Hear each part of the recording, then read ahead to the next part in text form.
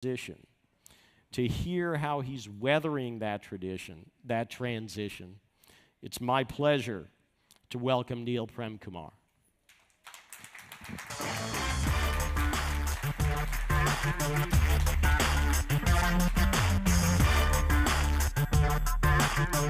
Green means go.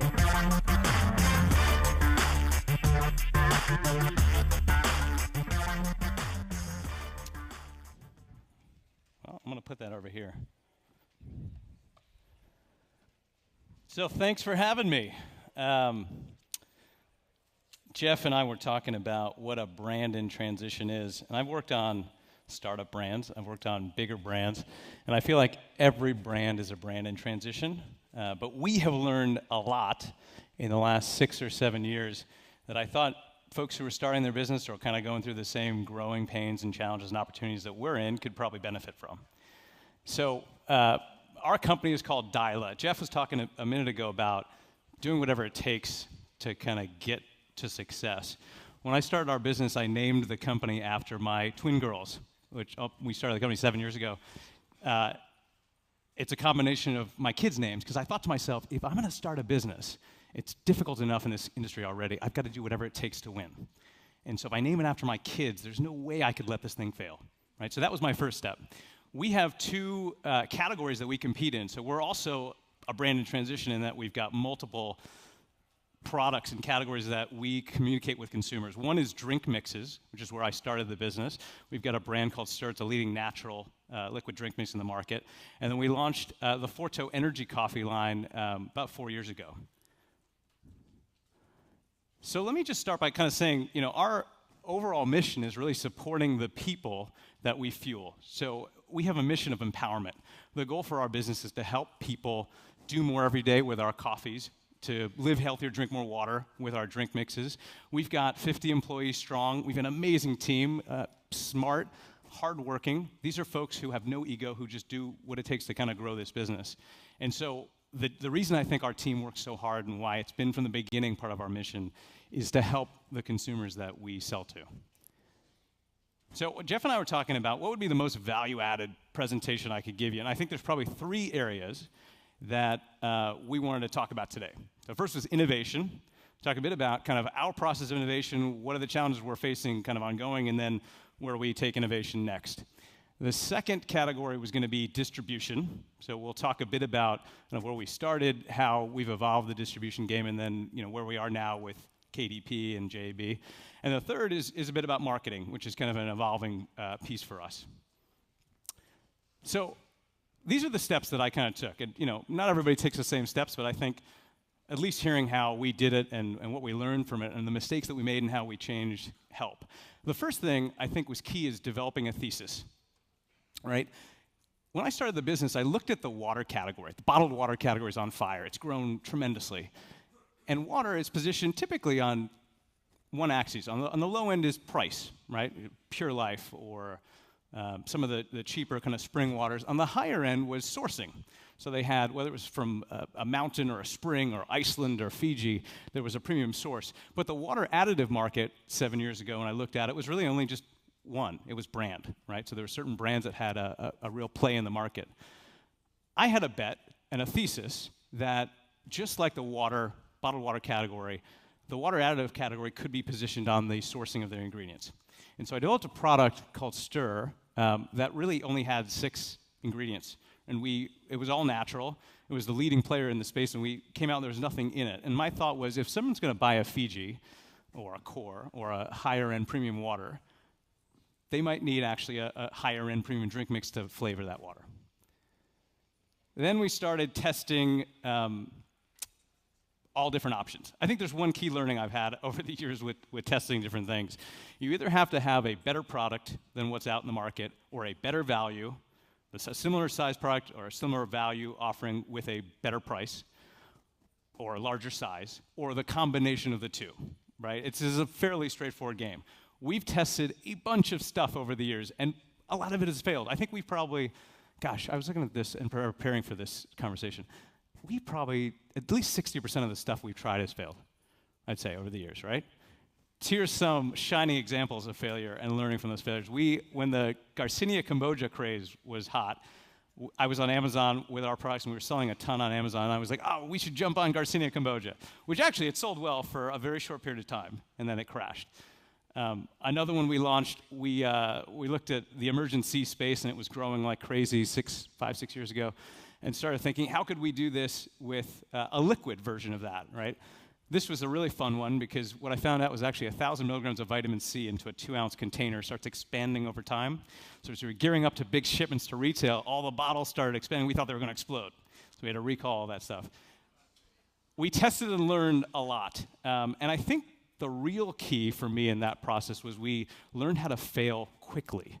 So we figured out within a month or two, we could design a product, develop a formula, put it into the market, and more importantly, within a month or two, we could kill it. That's the key, right? I think this is, we talk about how we compete with big companies. I can't compete on money, right, with Coke or Pepsi. Can't compete on distribution, but I can compete on speed. I can launch something, learn, get feedback, and kill it if it doesn't work, or if it does work, double down, invest harder. And that's what happened with Stir. We eventually got to the point where it was a tried and true model. I launched it first online, really built that platform out. And I didn't hire our first employee until it was about $5 million in sales, right? So I did it myself. So I want to learn every aspect of the business, so I knew who to hire for as we started scaling the business.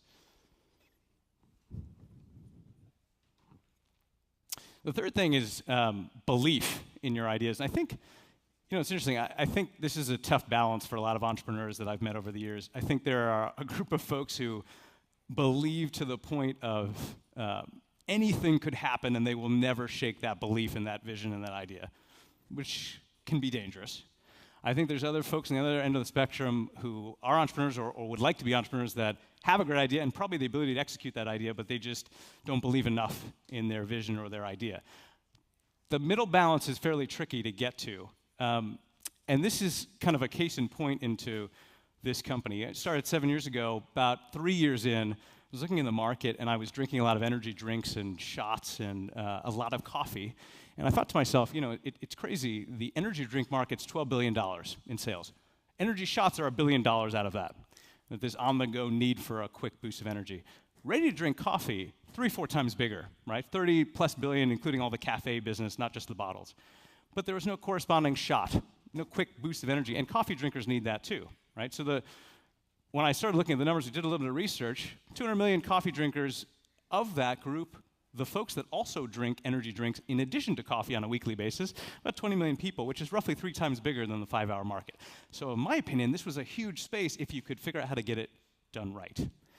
And I bet the entire company on this about 4 years ago. I put all the profit we had made on the drink mixes, convinced all of our investors, some of which thought I was crazy, right, at that point. Other of our investors kind of said, hey, this is a totally separate company. It's not really what we invested in. Would you want to split it out and run 2 different companies simultaneously? And I said, no. I want to combine the two because I think this actually might be a larger growth engine in the long run. And so stick with me, right? You guys didn't really invest because I made a drink mix. You invested because you believed in the vision that I had, right? So stick with me, and we'll end up showing how this is going to work out for you guys. So we launched the product with the U.S. military. That's the product on the left that we launched with. It's evolved a lot. I think the first area it's evolved in was when we launched. It was a black coffee. It was fairly bitter. I think the initial BevNet review said it was. I don't know if this is a direct quote. I think you guys said disgusting at the time. I think it was probably true. At the time, I was hurt. I was very hurt because I really respected BevNet. And I was like, shit, these guys said it was disgusting. But as it turns out, they were absolutely right. It was really gross. It worked, but it was really gross. And I realized that also most Americans, unlike the military, actually drink coffee with milk. And so as we started scaling out into the market, we needed to add a product that had milk and had a touch of cane sugar. So the product evolution from black to milk was one major one that we evolved over the years.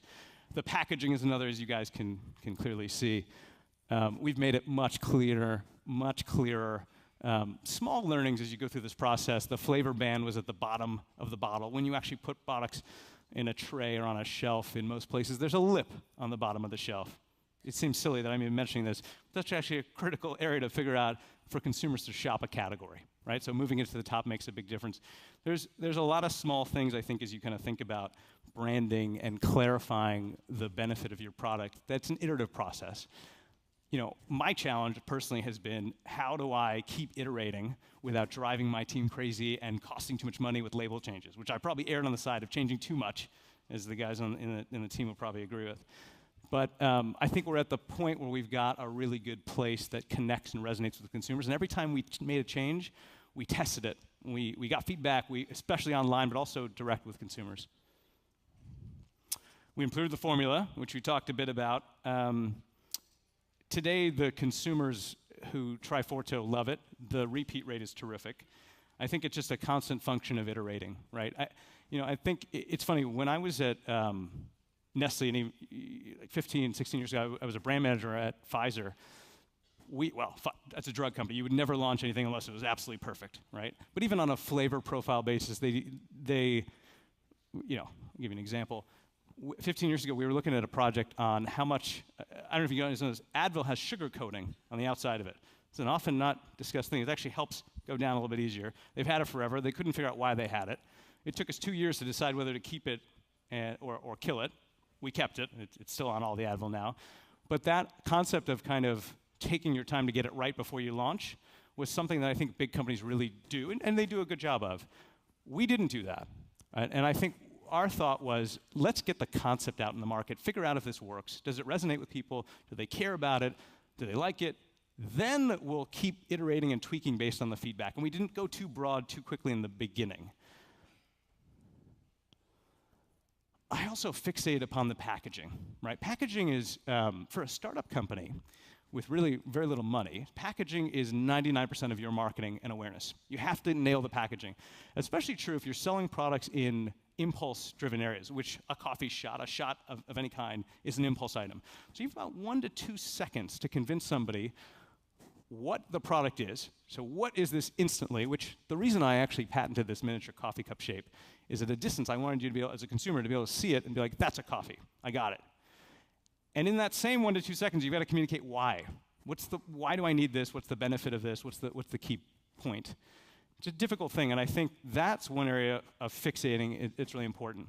The other area that I learned, actually, the chairman of JAB and I spent a lot of time on the packaging, and we actually went through this and thought about this a lot. And there's a phrase that he uses a lot that I've internalized.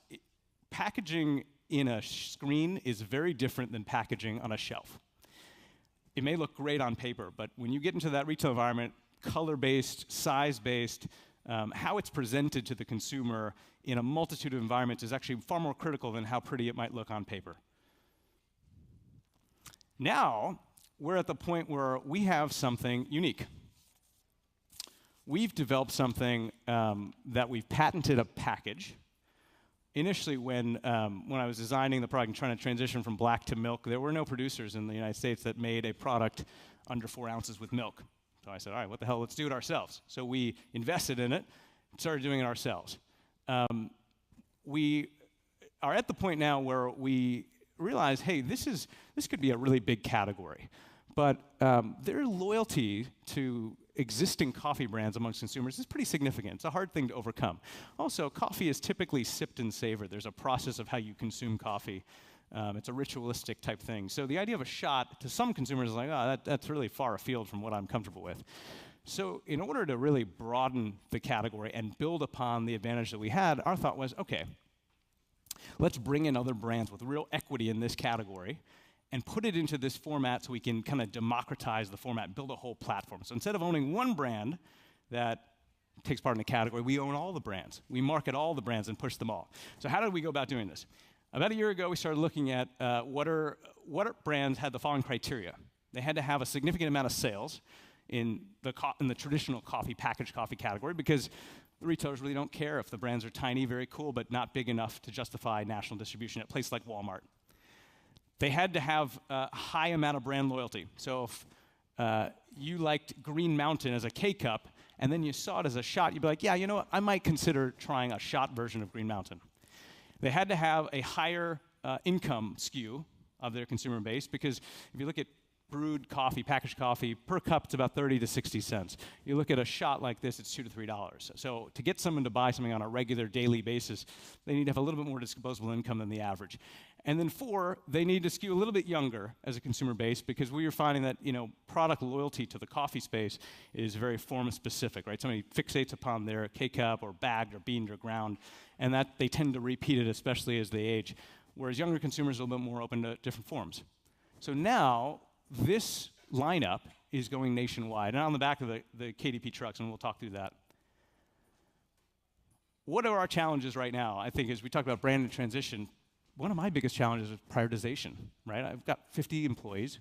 We're growing like crazy. We've doubled every single year, right? In the last 6, 7 years. We'll probably double again over the next 12 months. We've got a ton of openings as a team. How do we, both financially as well as human resources, focus? We've got coffee shots. We're actually excited to walk you through this process. We launched a ready-to-drink coffee that's nationwide at the end of this month.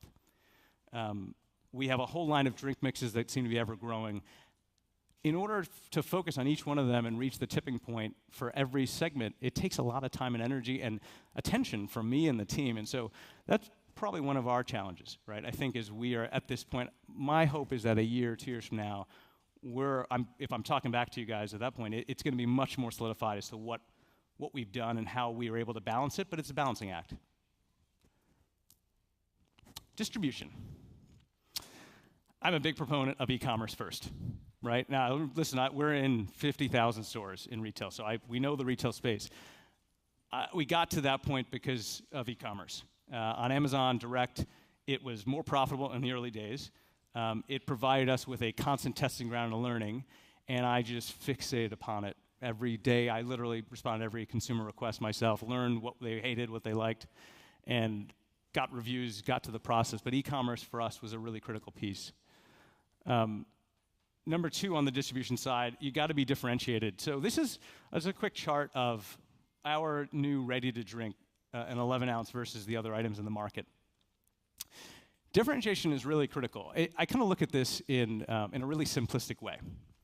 If you're launching a new product into a category that you're not already in, you're either going to get existing category shoppers who have an existing relationship with other brands in the category. So you're either going to get them to switch to your item, or you're going to get them to buy more of the category, and you being one of the beneficiaries of that. Or you're going to get new category shoppers, which is exciting but challenging because they, especially for an established category like ready-to-drink coffee, there's a reason they're not consuming that category, right? Either they're new to the category, they're young, they're coming in, and it's just starting for them, or they've been around for a while and they just don't see the need for it. There's no benefit in their daily lifestyle. So it's fairly difficult. In both cases, you really need to be differentiated. You have to be completely different in some way to really, on the distribution side, convince a retailer to get on that shelf. In our case, it's quite different. We are the #1 organic bottled coffee, right, with the shots, and have therefore scaled out nationally on a platform of being organic, a better-for-you energy, right? So that has allowed us to be a bit differentiated. The RTD we launched that's going nationwide at Walmart and a number of other accounts this month, it's got more caffeine, less calories, less sugar. It tastes great. We've got some samples, I think, but we'll have to get you guys to try it. But it is a phenomenal product. It's also really unique, so differentiated from a packaging perspective. You pop the cap, peel the seal, and replace it and sip through it. It's like a regular cup of coffee. It's quite different than anything else packaging-wise that's in the market, which has helped. Once you're differentiated, you got to communicate that to the account. So this is a snapshot of, I think this is Walmart's coffee spot. It could be anyone's. I just said a second ago of what you need to do to attract shoppers. The challenging part is if your entire business plan is to attract a competitive shopper, the retailer doesn't want to hear that, nor do they care. Their goal is to maximize the sales of the entire shelf. So if all you're doing is stealing from one brand to the other, which is the majority of brands are attempting to steal from one brand to the other, it doesn't help grow the pie. So the opportunity for a brand to really succeed with distribution is to be completely incremental to the shelf, right? To say, hey, there's shoppers coming in that we're attracting from outside of the category. That's the key benefit. With us, it was pretty simple. We started seeing a lot of our volume for the shots come in from cafes in the afternoon. Right? It's actually kind of fascinating. If you look at, in the convenience world, brewed coffee. Most convenience stores have brewed coffee. They've had a program for decades. In the year 2000, the total industry, convenience industry's brewed coffee sales were $10 billion. Last year, it was $3 billion. So annual sales have dramatically gone down over the last 15 years. Most of the volume has gone to Starbucks. And a lot of the reason for that is that there's this whole trend towards cold coffee and afternoon coffee, right? So Starbucks actually, for the first time in their earnings report a few quarters ago, explained that actually we now sell more cold coffee throughout the year than hot at our stores, and more afternoon coffee than morning in our stores. That's why actually you see afternoon made sign on every Starbucks cafe in the country now, because they recognize in their business. We found that most of our volume was coming from those afternoon occasions, and less so from the morning occasions where most brewed, prepared retail coffee is merchandised. So that's our entire story to the retailer. We're incremental to your shelf. The third thing is around the risk of a buyer. So I'll share a story. 2 or 3 years ago, started joining our, at the time, relatively small sales team, but now it's grown quite a bit, on convenience store account calls. And meet with all these buyers at the front end. And most of these guys were, mostly guys, but some gals, were initially really reluctant to take this item. Because their initial thought was like, okay, 5 hours been around forever. There's been at least 200 entrants in the last decade, and they've all failed. The only thing that's really succeeded is 5 hour. There's a couple ones that have kind of niche positions, but mostly 5 hour. So why would I take this, right? There's an initial reluctance, and most of them were like, I'm going to wait till you guys prove that you sell at an adjacent account that I compete with in my territory. You guys, as a startup company, managers, owners, salespeople have probably heard this response from most retail buyers. I'm going to wait till you prove yourself successful at a competitive account, and then I'll come back to this, and we can revisit this in 6 months or a year. I heard that a lot, especially from the convenience folks who, understandably have a tighter space and are really waiting to see something succeed before they take a risk. So I was thinking, I was racking my brain, there's got to be a way for me to help our team here penetrate the accounts. And I realized that most of the convenience store buyers at the front end, what else do they buy? They buy confectionery. And I looked at all the top confectionery brands in the United States. Hershey's happens to be the #1 brand of confectionery. So I cold called the Hershey's company, got a hold of the CMO and their team, and they're fantastic to work with. And we convinced them to license the Hershey brand for the first ready-to-drink coffee that they've ever done. And we launched that, and literally the conversation changed. So the next time we went into those buyer meetings, the buyer was like, oh, Hershey's, something with Hershey's on it. At the front end, it sells. And nobody ever buys one item. You tend to buy, right? You're not going to buy one to leave it stranded on a shelf. You'll buy 2 or 3. So we created a portfolio by using the Hershey's brand and reducing the risk of the buyer. I'll say this is important. I think a lot of people do this as they started to grow. Brand building channels where you can develop relationships with consumers. A lot of people have used Whole Foods over the years. Starbucks has become a really good channel for a lot of folks to kind of develop their brands outside of traditional. We've used the military. Airports, we use Juice Press in New York. Keurig, Keurig.com sells a lot of our stuff. We partner with Keurig quite deeply. Distribution. So I partnered with JAB about a little less than 2 years ago. We were less than 20 million in sales. And I got to know their executive team, the CEO, the leadership, the sales and marketing organizations. And they helped us scale. They looked at how we can start selling our items across their platforms, across the stores that they own. The distribution side at that time wasn't as clear. They hadn't bought or merged with Dr. Pepper 2 years ago, but it ended up working out to fruition. And then really thinking about sourcing and product quality and kind of scaling up. So we partnered with them, and I would encourage, I think as you really scale, it's difficult for a small company to have a complete control over the market and be saturated. It takes a lot of years to do it. Finding a good distribution partner helps. Now for us, it's a bit about focus, right? And this is definitely a learning that I've had. We, over the years, have exploded distribution. I think we probably, the distribution and the acceptance for all the reasons I've shared with you, went way ahead of our ability to execute with excellence at every one of these accounts. And it probably, quite honestly, forced me to raise more money than I wanted to at an earlier time. I had a plan, and I wanted to slow it down, I wanted it to grow, and the distribution kind of ran off without me.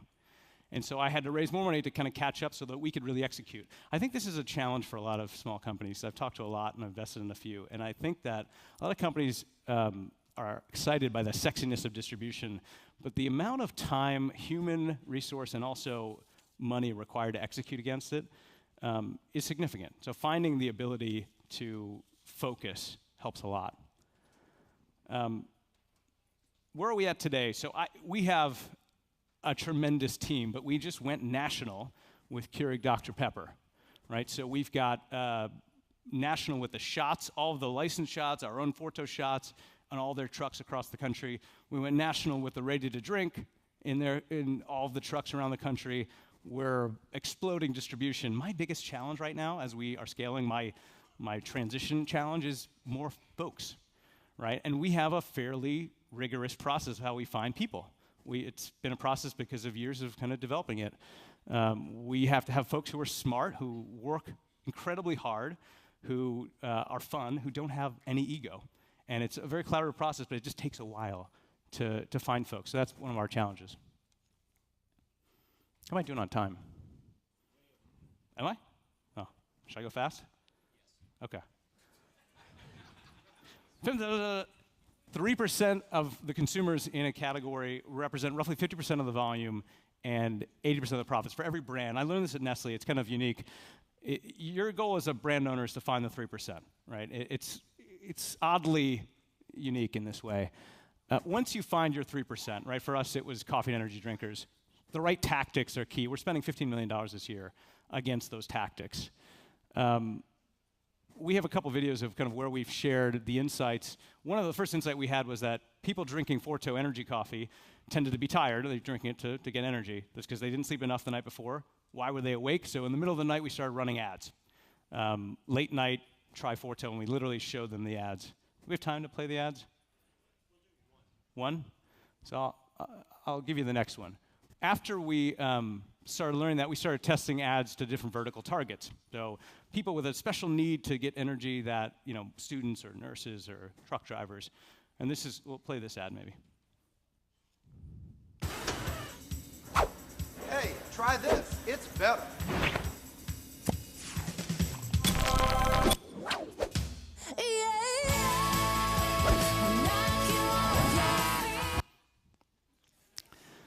So we started doing short ads and ways to kind of hit vertical targets, and we could use digital to kind of find them.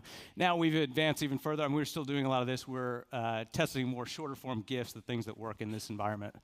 And then for us, I think the challenge is ongoing, right? How do we efficiently find ways to connect with the consumer?